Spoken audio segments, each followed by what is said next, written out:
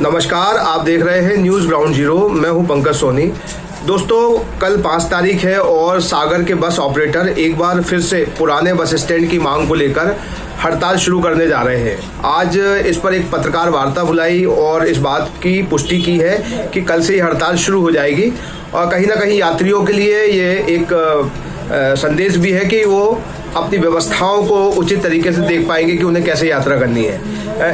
इस समय मेरे साथ जैन साहब हैं और हम उनसे बात करेंगे कि जनहित का मुद्दा होता है बसों का संचालन, और प्रशासन भी है इसी जनहित को बनाए रखने का काम करता है, लेकिन देखा जा रहा है कि वो बार बार इसी तरीके से एक जिद दिखाई दे रही है कि नए बस स्टैंडों से संचालन किया जाए।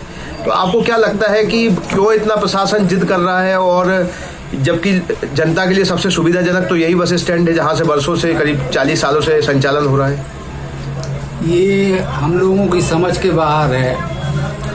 पहली चीज़ तो ये कि बस स्टैंड को जगह आज की दिनांक तक अलॉट नहीं हुई, तो शासन की नीयत में कहाँ पे खोट है वो अपनी समझ से परे है।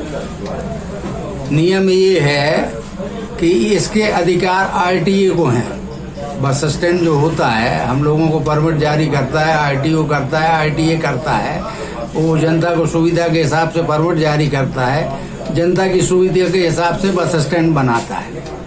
तो उसके लिए नियम है कि 30 दिन का प्रकाशन होता है, आपत्ति के लिए सुझाव मांगे जाते हैं, ऊपर जनहित में यदि वो जगह उचित है तो फिर बस स्टैंड के लिए वहाँ पे आरटीए स्वीकृति देता है। तो ये समझ से परे बात है कि अभी 26/7 को दैनिक भास्कर पेपर में हमको जानकारी मिली कि प्रशासन बस स्टैंड के लिए जगह मांग रहा है।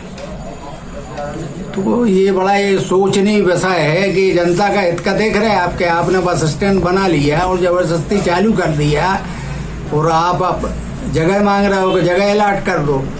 यदि हमारा जगह अवैध है, उसमें यदि हम मकान बना लेते हैं तो शासन 2 मिनट में आके वो बुलडोजर लगा के तोड़ देता है। नियम तो सभी के लिए बराबर हैं। ये तो प्रशासन ही नियम तोड़ रहा है क्या आपके हिसाब से? प्रशासन नियम तोड़ रहा है। पहले जगह का अलॉटमेंट होता है, आरटीए का ये पब्लिकेशन होता है, सब कुछ होता है, पर निर्माण कार्य कराए जाते हैं सहमति से कि उचित है। वो बस स्टैंड बनाए जाते हैं, वे बस ऑपरेटरों को सुविधा को देख के नहीं बनाए जाते। अभी हाई कोर्ट से जो बात कही प्रशासन ने कि हमने सब सुविधाएं वहां कर दी है, तब ये नहीं बताया कि ये तो अभी इसका नोटिफिकेशन ही नहीं हुआ है। तो हम लोगों ने जो पिटीशन लगाई थी तो वो परेशान हो गए कि प्रशासन यहाँ नहीं मान रहा था, तब हम कोर्ट गए थे। वो कोर्ट में सिंगल मुद्दा ये उठाया था कि कलेक्टर को अधिकार नहीं है बस स्टैंड शिफ्ट करने का। उसकी नियम में प्रक्रिया है कि आरटीए प्रकाशन करेगा, आपत्ति बुलाएगा, उसके बाद वो आदेश करेगा, तब बस स्टैंड शिफ्ट होगा। सिंगल पॉइंट था अपना, तो उसमें हाई कोर्ट ने स्टे दे दिया था। उसके बाद प्रशासन से पेपर पेश किए गए कि भाई मैंने आरटीओ को लिख दिया है, उसका है। तो कोर्ट ने आदेश किया था कि आप आवश्यकताओं की पूर्ति के पश्चात बस स्टैंड प्रारंभ कर सकते हैं। अच्छा, अब जैसे ये रूट पे आप रूट बढ़ गया है और रूट बढ़ने के बाद आपको रूट परमिट तो अभी मिला नहीं नए बड़े हुए का, तो आप ये अवैध बसों का संचालन क्यों कर रहे हैं? कहीं कोई किसी की एक्सीडेंट में मौत होती है तो फिर उसका जिम्मेदार कौन होगा? उसकी कहानी ये है कि 19 तारीख को रात में 9 बजे आरटीओ द्वारा बस एसोसिएशन को लेटर दिया गया कि 20 तारीख से आप प्रातः 6 बजे से बस स्टैंड से न्यू बस स्टैंड से संचालन करेंगे, और साथ में उन्होंने रूट दे दिए कि ये रूट रहेंगे। तो 20 तारीख को ही प्रातः आरटीओ को हमने लेटर लिख के दिया था एसोसिएशन की तरफ से कि हम लोगों के जो परमिट है ना वो बमेरी तरह और बहेरिया होते हुए नहीं है, तो जहाँ से हम लोग जाएंगे तो परमिट शर्त का उल्लंघन होगा। परमिट शर्त के उल्लंघन में बीमा कंपनी की लायबिलिटी समाप्त हो जाती है।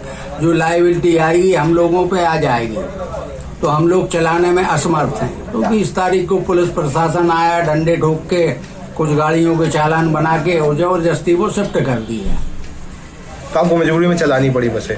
मजबूरी में चलाना पड़ी भाई। जब प्रशासन जबरदस्ती करेगा तो वहाँ से, और उसके बाद आरटीओ से निरंतर मिलते रहे कि भाई ये परमिट शर्तों का उल्लंघन हो रहा है, क्या है? तो वो ट्रांसपोर्ट कमिश्नर को हम लिखेंगे आप 1 महीने बाद 2 महीने बाद लिखोगे, उस बीच में कोई दुर्घटना हो गई तो उसका जिम्मेवार कौन होगा? लाखों करोड़ों के क्लेम हो जाएं तो बस ऑपरेटर तो बर्बाद हो जाएगा ना। तो अब आपने क्या तय किया है, कल से क्या है? कल से दूसरा सबसे बड़ा कारण, एक तो मेन कारण ये हो गया परमिट संबंधी, दूसरे है क्या 50 से 100 किलोमीटर दूर की जो गाड़ियां चलती हैं उनका पूरा व्यवसाय समाप्त हो गया। क्योंकि 30 किलोमीटर जहाँ यात्री को यात्रा करना हो, कहीं 40 किलोमीटर घूम के जाना है, कहीं 20 किलोमीटर घूम के जाना है, तो उसका एक्स्ट्रा समय वो गंतव्य स्थान पहुंचने को 30 रुपये किराया लग रहा है, 100 रुपये 150 रुपये उसको ऑटो किराया लग रहा है। तो यात्री वहां पहुंच नहीं पा रहा। मकोनिया से 100 ऑटो चलने लगे, थोड़े बहुत नहीं 100 ऑटो चलने लगे पास की दूरी के लिए 40-50 किलोमीटर को। वो अवैध संचालन वो शुरू हो गया और यात्री पहुंचना वहां बंद हो गया। तो प्रतिदिन हजारों रुपए के घाटे में व्यापारी बस व्यवसायी चल रहा है। तो घाटे में कहाँ तक चलाएगा और नियम विरुद्ध कहाँ तक चलाएगा? तो कानूनन 20 तारीख को ही आरटीओ को अपन ने सूचना दे देती थी। उसके बाद 1 तारीख को मुख्यमंत्री महोदय, परिवहन मंत्री महोदय, परिवहन प्रमुख सचिव माननीय गोविंद सिंह जी राजपूत, कलेक्टर महोदय सागर, एसपी सागर, आयुक्त सागर, इन सभी को विधिवत हम लोगों ने सूचना दे दी थी कि भाई हम लोग चलाने में असमर्थ हैं, ये कारण है, इस कारण से तो इसका समाधान किया जाए, नहीं तो हम लोगों को मजबूर होकर 5 तारीख से हड़ताल पर जाना पड़ेगा। अनिश्चितकालीन, जब तक ये समस्याओं का निराकरण नहीं हो जाता। तो आपको किस किस का अभी समर्थन मिला है? जब आपने पहले बात की होगी हड़ताल पे जाने से पहले, तो समर्थन किन किन का? सारे शहर के सारे व्यापारियों के समर्थन है, क्योंकि उनका व्यापार समाप्त हो गया। पूरे जिले के 3000 छात्र प्रतिदिन आते हैं, छात्र छात्राएं। तो वो जहाँ 20 रुपये कंसेशन रेट में आ जाते थे, अब उनको 50 और 100 रुपये अतिरिक्त तो उनको वहाँ तक पहुँचना पड़ रहा है। भौगोलिक स्थिति सागर की ये है कि पुराने बस स्टैंड के 1 किलोमीटर के एरिए में जिला चिकित्सालय, मेडिकल कॉलेज, महिला विद्यालय, degree college, excellency college, MLB school और कोर्ट, सारी सुविधाएं 1 किलोमीटर के अंदर थी आज यात्रियों को। वो जाके कहीं 20 किलोमीटर, कहीं 12 किलोमीटर हो गई। तो पूरे जिले का यात्री परेशान है। बस ऑपरेटर तो जहाँ परेशान है वो अपनी स्थिति है, और जब यात्री परेशान है, जब यात्री नहीं पहुंचेगा तो हम लोग कहाँ से वाहन चलाएंगे? तो ये आपकी जो हड़ताल है वो यात्रियों के हित में आप कर रहे हैं, मतलब आपका भी हित है, लेकिन यात्रियों के हित में भी? हमारा हित है 1% और 99% यात्रियों का, क्योंकि हम तो यात्रियों से जुड़े हैं। जब यात्री पहुंचेगा नहीं तो हम व्यवसाय कहाँ से करेंगे? शासन तो हमको ग्रांट देता नहीं है, यात्री से जो किराया मिलता है उससे चलते हैं। अच्छा, जब चुनाव आते हैं, जब रैलियों में भीड़ ले जानी होती है, तो आपकी बसों को लगा लिया जाता फोर्सफुली। जब आपके हित की बात आती है तो प्रशासन क्यों नहीं सुनता है? वही तो समझ से परे है। पूरे आप मध्य प्रदेश की स्थिति देख लें, जहाँ भी बस स्टैंड बनाए जाते हैं तो जन सुविधा को देखते हुए बनाए जाते हैं। भोपाल जो राजधानी है ना, तो राजधानी में आप देख लें कि IBST बस स्टैंड बनाया तो हबीबगंज में सिटी के 20 सिटी में बनाया। उसके पहले 2 बस स्टैंड चालू थे, हलालपुरा बस स्टैंड और नादरा बस स्टैंड, वो भी आज चालू है। कारण क्या है चालू करने का? उनसे संबंधित जो मार्गों पे गाड़ियां जाती हैं वो उनको वहीं से चला रहे हैं। जैसे विदिशा रोड की गाड़ियां हैं तो वो नादरा बस स्टैंड से चल रही, गुना रोड, इंदौर रोड की गाड़ियां हैं तो वो हलालपुरा से चल रही, बाकी अन्य रोड की गाड़ियां उनने हबीबगंज स्टैंड से कर दी। तो पॉइंट सबके दे रखे हैं? पॉइंट सबके दे रखे हैं। दूसरे महानगर मध्य प्रदेश में इंदौर है, उससे ज्यादा आबादी और ट्रैफिक कहीं नहीं है। वहां पे भी नया जो बस स्टैंड बनाया, लेकिन पुराने bus stand, सरवटी bus stand, Gangwal bus stand और जो बस स्टैंड वो आज भी चालू है। तो बस स्टैंड बनते हैं जनता की सुविधा के हिसाब से बनते हैं।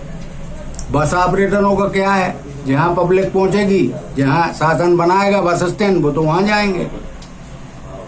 तो यहाँ पे ना तो पब्लिक का इंटरेस्ट देखा गया, ना पब्लिक की सुविधा देखी गई, तो किसी और का इंटरेस्ट देखा जा रहा है ना भी बस स्टैंड। अब वो अंडरस्टूड बात है कि भैया इसमें क्या कहानी है, वो अपनी समझ से परे है। लेकिन जब सामने आएगा तो जब सामने आएगा तो न्यायालय है, प्रशासन नहीं सुनेगा तो सुप्रीम कोर्ट तक जाएंगे। शादी की ज्वेलरी लेनी है? हाँ, भरोसे वाले से लेंगे। पर दिया की पसंद भी जरूरी है और कीमत भी। प्योरिटी का सर्टिफिकेशन तो चाहिए ही। फैंसी ज्वेलर्स है ना, सोना चांदी और सर्टिफाइड डायमंड ज्वेलरी सभी एक ही जगह पर। प्योरिटी का सर्टिफिकेशन मम्मी के लिए, भरोसा और सही कीमत पापा के लिए, और लेटेस्ट डिजाइन मेरे लिए। सजना है मुझे, सजना के लिए, सजना है मुझे।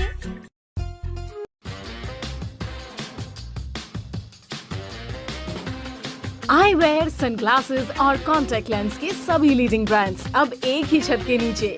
अग्रवाल आई केयर, द्वारका जी कॉम्प्लेक्स, सिविल लाइंस, सागर। शहर से बाहर जाने के लिए वन वे टैक्सी चाहिए या लोकल सिटी के लिए कैब या फिर एयरपोर्ट पिकअप ड्रॉप की हो जरूरत? चुनिए अपने पसंद की कैब और पाइए बेस्ट ऑफर्स के साथ मोस्ट कंफर्टेबल राइड सिर्फ और सिर्फ 77 कैब्स ऐप पर। आज ही गूगल प्ले स्टोर से 77 कैब्स की ऐप डाउनलोड करें या विजिट करें www.77cabs.com और बुक करें अपनी राइड। क्या आप महंगी दवाओं के खर्चे से परेशान हैं? अब इस चिंता से मुक्त हो जाइए। दवाओं के खर्चे में कीजिए 90% तक की बचत। दवा इंडिया जेनेरिक फार्मेसी के साथ उच्च गुणवत्ता और कम कीमत दोनों एक साथ। 1500 से अधिक दवाइयां उपलब्ध, सभी उत्पाद FDA द्वारा प्रमाणित। हमारा पता है दवा India generic pharmacy, Sugandha complex, Parkota, Sagar. क्या आप अपने घर को सुंदर बनाना चाहते हैं? क्या आप दीवारों पर सीलन दीमक से परेशान हैं?